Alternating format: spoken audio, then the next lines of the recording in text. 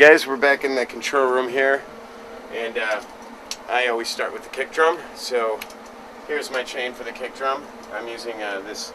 I don't make these anymore, but I kind of like them, so I bought quite a few of them. They're hard to find, but it's kind of a really good Class A preamp. No characteristic, which is fine for me because I can add EQ and that's it's pretty easy to use. So here's your gain right here. This is your phantom power, 48 volts. Don't need it because we're using a D112 and it's a dynamic. It doesn't need power. Here's your high pass, meaning this will cut your low, and we don't want to do that on a kick drum. Yeah, that's kind of the point, I guess. Yeah, you want to do it on almost everything else. You'd be surprised on how many things you cut the low on. But we'll get into that. This is your phase reverse, and we're going to talk about that in a minute because we're going to need it for the subkick, because there's two subkick and the snare drum, because there's two mics on the same source on both of those. So if you're ready, Brant, give me a thumbs up if you're ready there. Okay, kick drum, please, sir. Okay, so basically I'm just going to start up in the level. I'm looking at it at channel 1, looking at this level right here, making sure it's not peeking in the red. I'll show you when it goes in the red. I want to avoid that, so that looks pretty good. The next chain in the signal is going to be EQ. You can either EQ or compress first. I generally tend to EQ and compress, and some people do the opposite. They compress first, then EQ.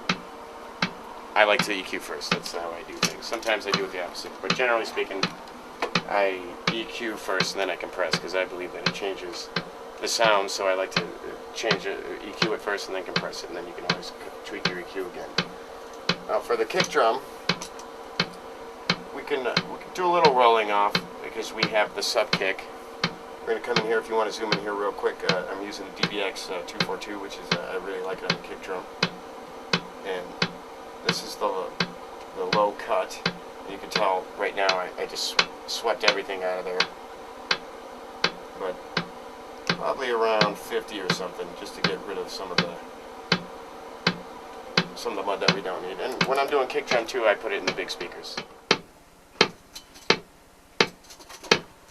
Okay, it sounded pretty good already.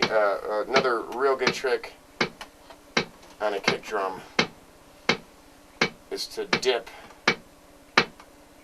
right around between 250 and about 400. Just kind of, what you could do is kind of boost the EQ first. This is parametric EQ, so I'm boosting it. I'm going to listen to where it sounds the absolute worst, like cardboard box sound.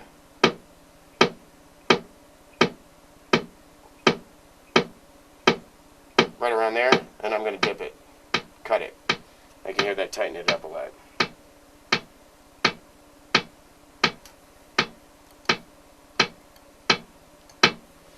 Now I can add a little bit of low, but remember that I'm using a subkick. If you don't have one, then you can add more. So the low end's a lot's going to come from the subkick. I'm using this more as the body and the click. Anywhere between 60 and 100, depending on where you want it. Kind of boost it up a little bit. Just roll it, listen.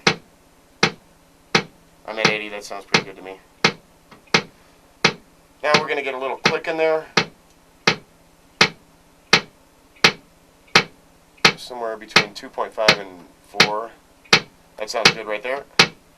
Now if this was a heavy metal band, I would use a lot of click like that. This is acoustic rock, so you want a little bit. Little definition there. And then the last thing, top end. Let's roll it somewhere around 10, 12. Let's see where it sounds good. Right there, 16 sounds good to me.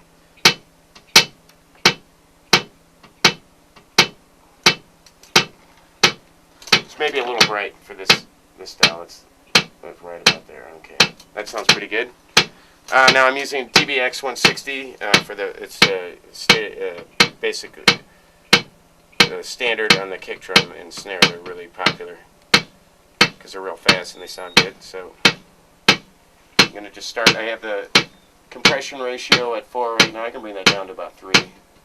because we can always compress later. I just want to kind of just level things out when we're going to digital, and then we could do a little bit more later if we want to. But I just find that the hardware works better than the software. They're getting better, but I like to hit drums particularly with a little touch of EQ. You can see where I'm going. I'm not in the gauge change right here. I'm not hitting it too much, maybe just a little bit. Keep on going, please, with the kick drum.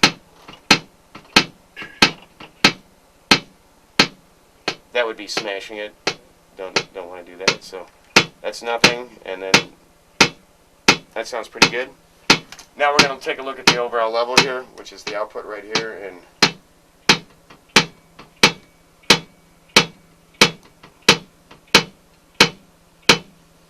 that looks pretty good. It's maybe a little too much high end still for this style, and maybe dip hearing a little bit. Something I want to dip in.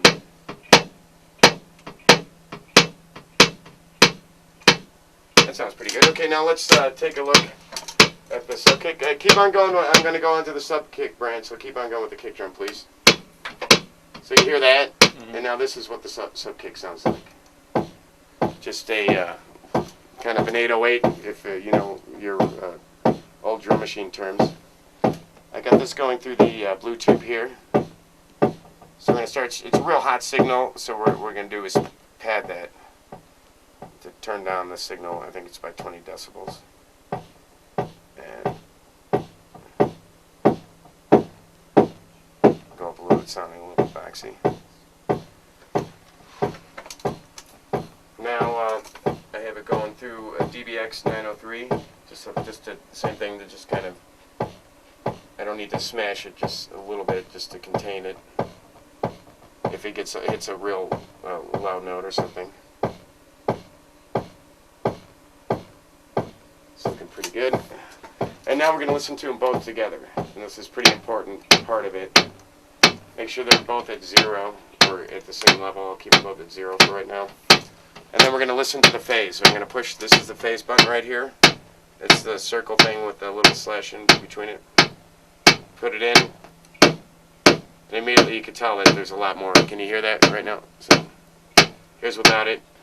And when something's out of phase, you're definitely going to lose the low end. And this is one way to tell. Sometimes it's really hard to tell too, so it could be tricky. But there, it's got a lot tighter. So, and we probably don't need that much of the Subkick in the mix. You know what I mean? Just a little bit. Right about there sounds pretty good to me. Sound good to you, Adam? Sounds all right. We're going to move on to the snare now.